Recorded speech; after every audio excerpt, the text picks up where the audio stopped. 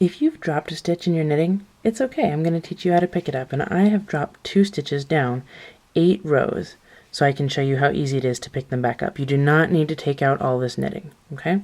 The reason I know that I dropped these 2 stitches down 8 rows is because I see 8 little ladder rungs here between my stitches and the top of my knitting. And I think 8 is going to be sufficient to show you, sort of to get the point across. So let's see how to do this. What you want to not do is pull right here, right?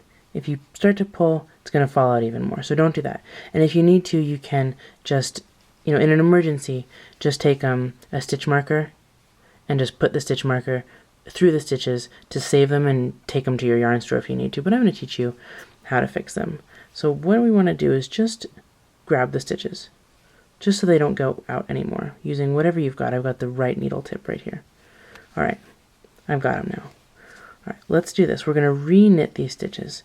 And you can use a crochet hook, but I think the tension comes out wrong, like the stitches get a little stretched out and you have too much of this going on when you use a crochet hook. And what if you don't have one, right? So I'm going to show you how to do it if you don't have a crochet hook, which I never use anyway. So we're going to put these on the left-hand needle because we're knitting these, and you always knit stitches from the left-hand needle. Put the left-hand needle in the stitch from the front to the back, just like that. This orients your stitches correctly. See, they look normal on the needle. What you don't want to see is something like that. That looks weird, right?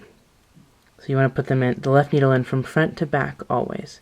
So let's just take a look at the first ladder rung right here. We're going to build this knitting back up from the bottom.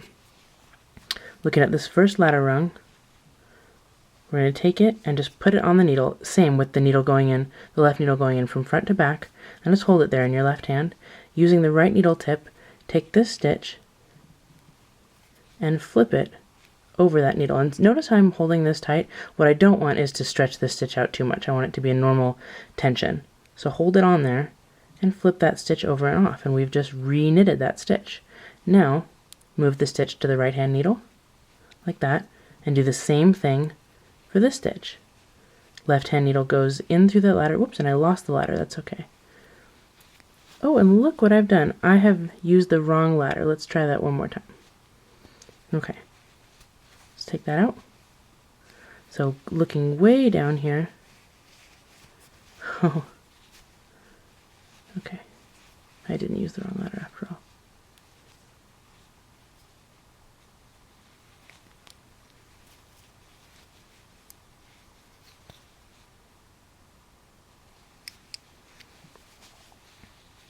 Taking the same ladder, there it is, we know it's the same one because look at that, it's connected to that stitch we just knitted. The left hand needle goes in here from front to back. Right hand needle takes the stitch and flips it over and off just like that. Now we've re-knitted those 2 stitches. Put them both on the left hand needle just like that. Left hand needle goes in from front to back always. Now let's turn the knitting and look for the next ladder. There it is. Okay? Using your fingers if you need to. Left needle goes in from front to back. Right needle helps this stitch flip over and off. Move the stitch to the right so we can get it out of the way. And I like to use sometimes I like to use my fingers, sometimes I like to use the knitting needles. Left needle goes in from front to back. Right needle helps the stitch flip over and off. And we've re-knitted those stitches. They go back on the left hand needle. Alright, so now I'm going to do the rest of these pretty quickly so that you can just see how easy it is and you can follow along with me. Now you never ever ever have to be scared. Now I'm going to use my right needle tip to get that this time. You never have to be scared of dropping your stitches because it's really no big deal and it's great practice. There's the next row. Here's the 4th ladder. Gets flipped over.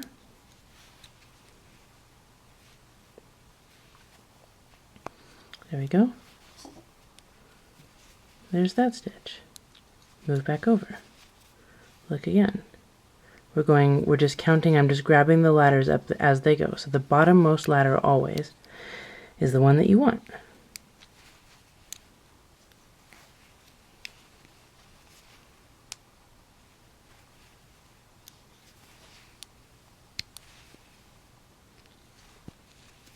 Two more to go.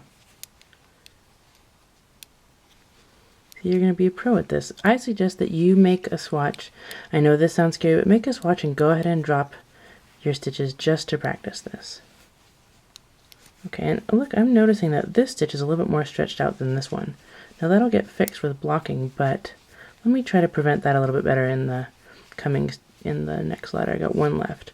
All right, for this one, I'm going to put this on, and when I knit it, when I move it over, I'm going to pull a little bit more so that this loop becomes a little bit bigger and evens it out.